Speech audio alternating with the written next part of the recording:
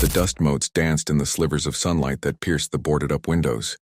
Lena pushed open the groaning door, the scent of mildew and forgotten memories filling her lungs. This was her grandmother's house, a place she only knew from faded photographs and whispered family stories. For over 30 years it had stood here, a testament to a life that had moved on, its once vibrant garden now a tangle of weeds and its paint a peeling, sickly gray.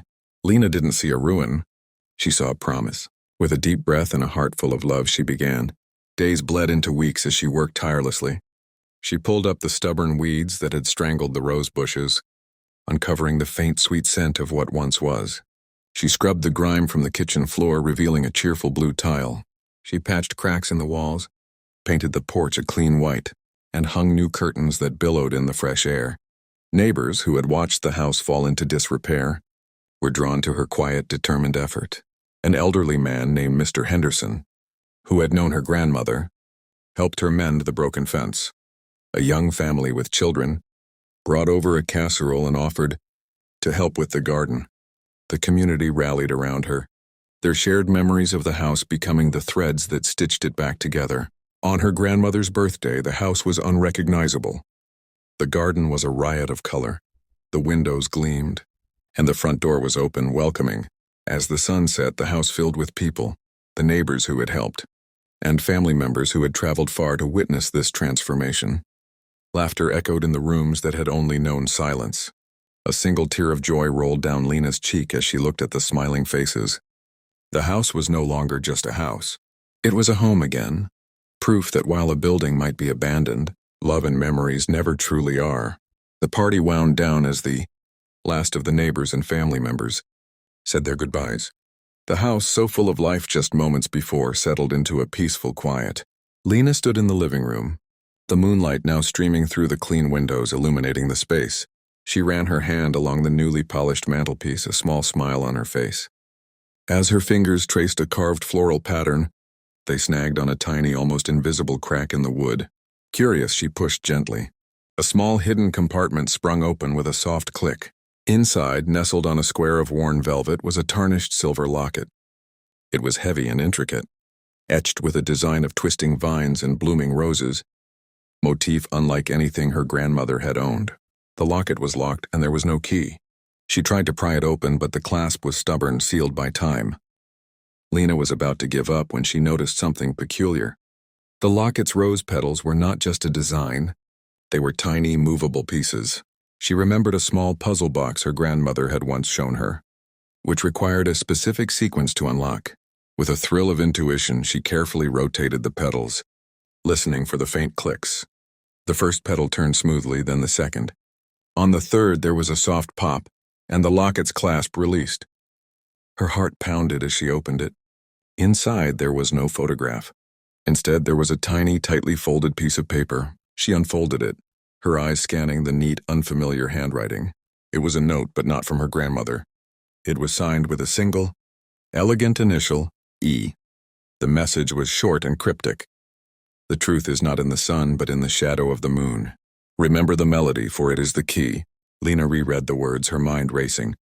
The simple act of restoring the house had led her to a secret. Who was E? What was the melody? And what truth was hidden here? A secret kept safe for over 30 years. The house she thought she had known was suddenly a mystery, and Lena knew her journey had only just begun. Lena couldn't sleep. The house, so recently a beacon of warmth and memory, had become a puzzle box. The locket lay on her nightstand, its mysterious message a constant whisper in her mind. Who was E? And what was this hidden truth? The words replayed in her head. The truth is not in the sun, but in the shadow of the moon. Remember the melody, for it is the key. The first clue was the melody. Lena's mind went immediately to the old, dust-covered upright piano in the corner of the living room. Her grandmother had been a talented pianist, and the instrument, though silent for decades, still felt like the heart of the home.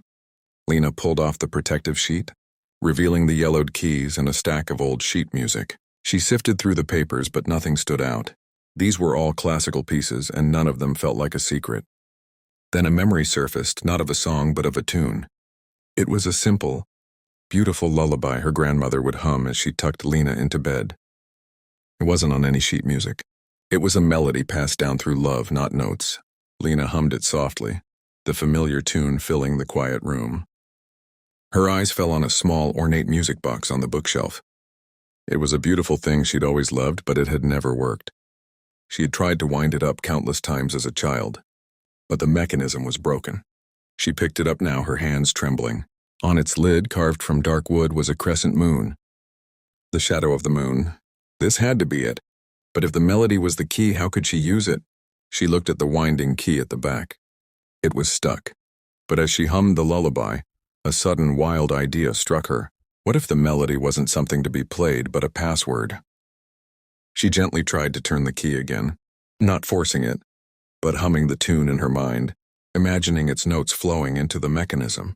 And with a soft click, it loosened. She wound the key and the music box whirred to life.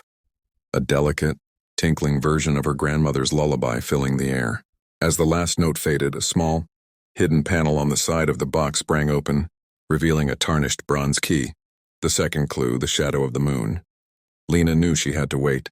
She placed the key on the mantel and watched the moonlight creep across the living room floor. An hour passed, then another, the light shifting and stretching. Finally, at the perfect moment, the shadow of the crescent moon carving from the music box, now sitting on the windowsill, was perfectly aligned with a specific, discolored floorboard near the hearth. Lena knelt down, the bronze key cold in her hand. She slipped it into a nearly invisible keyhole, the lock clicking open with a satisfying finality. She lifted the floorboard, revealing a small wooden chest. This wasn't just a house of restoration. It was a testament to secrets long kept, all waiting for her to find them. The mystery of her grandmother was no longer just a story. It was a journey, and Lena was ready to take the next step. Lena's heart pounded as she lifted the lid of the wooden chest. Inside, nestled on a bed of faded silk, were not jewels or money, but a stack of letters tied with a ribbon and a single sepia-toned photograph.